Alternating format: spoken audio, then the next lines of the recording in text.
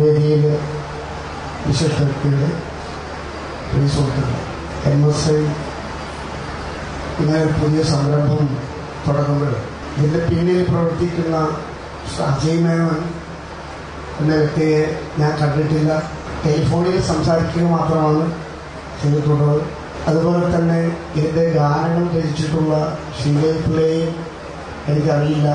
ഇങ്ങനെ ഒരു നല്ല സംരംഭം ഇവരുടെ ഭാഗത്തു നിന്നുണ്ടായപ്പോൾ അതെനിക്ക് അത് ചെയ്യാൻ കഴിഞ്ഞതിൽ അതിയായ ചാരിതാർത്ഥ്യമുണ്ട്, സന്തോഷമുണ്ട്. കാരണം മലയാള ഗാനശാസ്ത്രത്തിൽ നമ്മുടെ മുൻഗാമികളായ ഗുരുക്കന്മാർ ചെയ്തു വെച്ചിട്ടുള്ള സംഗീത സംവിധാനം ഇന്ന് നമ്മൾ ഓരോരുത്തരും കേട്ടുകൊണ്ടിരിക്കുന്നതും നമ്മൾ വീടുകളിൽ അത് കളക്ട് ചെയ്ത് കേൾക്കാൻ ആഗ്രഹിക്കുന്നതും അത്തരത്തിലുള്ള കവിതയും സംഗീതവും ഒത്തുചേർന്ന പാട്ടുകളാണ്. വർഷങ്ങൾക്ക് മുൻപ് ദേവരാജൻ മാസ്റ്ററും ദക്ഷിണാമൂർത്തി സ്വാമിയും രാഘവ മാസ്റ്ററും അർജുനൻ മാസ്റ്ററും ബാബുരാജും ഇങ്ങനെയുള്ള ഗുരുക്കന്മാർ അവരൊക്കെ ചെയ്തു വെച്ച സംഗീത ശൈലി അല്ലെങ്കിൽ ഒരു ഗാനത്തിന് എങ്ങനെ സംഗീതാവിഷ്കരണം നടത്താം, എങ്ങനെ ആയിരിക്കണം എന്ന് നമ്മളെ പഠിപ്പിച്ച ഗുരുക്കന്മാരാണ്. അപ്പോൾ അതിന് ശേഷമുള്ള തലമുറയിൽ എന്തെങ്കിലും ചെയ്യുക, എന്തെങ്കിലും ഒരു പാട്ടോ അല്ലെങ്കിൽ എന്തെങ്കിലും സംഗീത സംവിധാനം ചെയ്യുക, കവിതയുടെ ആത്മാവിനനുസരിച്ച് സംഗീതം ചിട്ട ചെയ്യുക എന്ന രീതിയിൽ എളിയ ഈ എന്നെപ്പോലെയുള്ള എളിയ ഒരു സംഗീതത്തിൽ കേട്ടുവന്ന ആ കാലഘട്ടം തീർച്ചയായിട്ടും മനസ്സിൽ അത് നല്ലവണ്ണം ഉറച്ച് നിൽക്കുന്നത് കൊണ്ട് തന്നെയാണ് എന്തെങ്കിലും ചെയ്യുന്നുണ്ടെങ്കിൽ അത് പ്രത്യേകിച്ചും അവനവന്റെ സ്വന്തമാകുക, അവരവരുടെ ഐഡന്റിറ്റി ഉണ്ടാക്കുക എന്നുള്ളൊരു ശീലം ആണ് അവരൊക്കെ നമ്മളെ പഠിപ്പിച്ചത് എന്നുള്ളത് കൊണ്ട് തന്നെ ഞാനൊക്കെ എന്തെങ്കിലും ചെയ്യുന്നുണ്ടെങ്കിൽ അത് എൻ്റേത് മാത്രമായിരിക്കണം, എൻ്റേത് മാത്രമായിരിക്കും എന്നുള്ളതാണ് അതിനൊരു അർത്ഥം. സമ്മതിക്കാതിരിക്കുക, അതിൽ നിന്ന് ഈ ജോലി കഴിഞ്ഞ് പുറത്തേക്ക് പോരണമെങ്കിൽ വളരെ ബുദ്ധിമുട്ടാണ്. പലൊരു കാലഘട്ടമായതുകൊണ്ട് ഇവരൊക്കെ എല്ലാവരും കഴിവുള്ളവരാണ്. ഒരു കഴിവില്ലാത്തൊരു വ്യക്തിക്ക് ഈ രംഗത്ത് നിൽക്കാൻ കഴിയില്ല. അത് തന്നെയാണ് അതിൻ്റെ പ്രത്യേകത.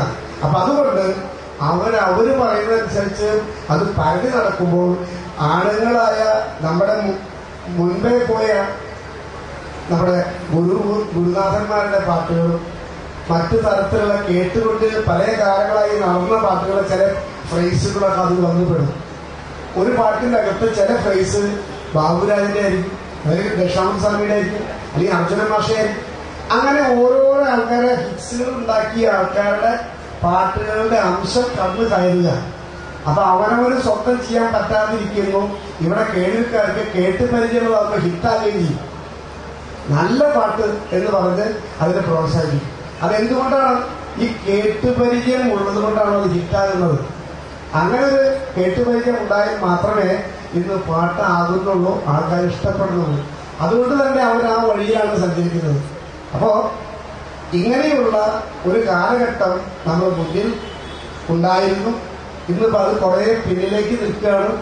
അപ്പം ഈ സംഘാടകര് ഒരു നല്ല കഴിഞ്ഞ കാലങ്ങളിലുണ്ടായിരുന്ന നല്ല പാട്ടുകൾ എന്ന് പറയുന്ന പാട്ടുകളെ പോലെ നമുക്ക് സ്നേഹിക്കാനും നമുക്ക് കൊണ്ടു നടക്കാനും പറ്റുന്ന രീതിയിലുള്ള ചില പാട്ടുകൾ ആയാൽ നന്ന്, അതാണ് നമ്മുടെ ആവശ്യം എന്ന് എന്നോട് പറയുകയും അതിനനുസരിച്ച് ശ്രീദേവി പിള്ള കുറേ പാട്ടുകൾ അവർ എഴുതിയിട്ടുള്ളത് എന്നെ ഏൽപ്പിച്ചു. ഒരു 17 പാട്ട് എനിക്ക് അയച്ചു. അതിൽ നിന്ന് താരതമ്യേന ഭേദമായ ഒരു 8 പാട്ടുകൾ സെലക്ട് ചെയ്തു. അതാണ് ഇന്ന് ഈ ഹൃദയമുരുളുക എന്ന പേരിൽ ഇതിലൂടെ പ്രകാശനം ചെയ്യപ്പെട്ടത്. അപ്പം എനിക്ക് പറയാനുള്ളത്, നിങ്ങൾ ഓരോരുത്തരും ഇതൊന്ന് വാങ്ങി കേൾക്കുക, ഈ സംരംഭത്തിനെ അവരെ പ്രോത്സാഹിപ്പിക്കുക. ഇനിയും അവർക്ക് നല്ല തരത്തിലുള്ള രീതിയിലുള്ള കാര്യങ്ങൾ ചെയ്യാൻ അവർക്ക് കഴിയട്ടെ. അതിനുള്ള എല്ലാവിധ സപ്പോർട്ടും നിങ്ങളുടെ നല്ലവരായ ശ്രോതാക്കളുടെ ഭാഗത്തുണ്ടാവണം.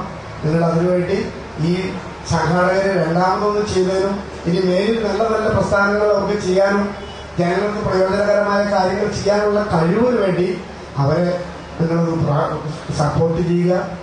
എന്തായാലും ഇങ്ങനൊരു വേദിയിൽ ഇങ്ങനൊരു പരിപാടിയിൽ പങ്കെടുക്കാൻ കഴിഞ്ഞതിൽ അതിയായി സന്തോഷമുണ്ട്. പ്രത്യേകിച്ച് നമ്മുടെ ഉദയഭാനു ചേട്ടൻ, Thampi sir, PR Ajayan sir ഒക്കെയുള്ള വേദിയിൽ, അജയൻ്റെ അച്ഛൻ, അവരൊന്നും എനിക്കറിയില്ല. ഇവരൊക്കെയുള്ള വേദിയിൽ ഇങ്ങനൊരു സാഹചര്യത്തിൽ വന്ന് ഈ കാര്യങ്ങൾ പറയാനും ഇന്ന് ഈ പരിപാടിയിൽ പങ്കെടുക്കാനും വേണ്ടത് എനിക്ക് അതിയായ സന്തോഷം.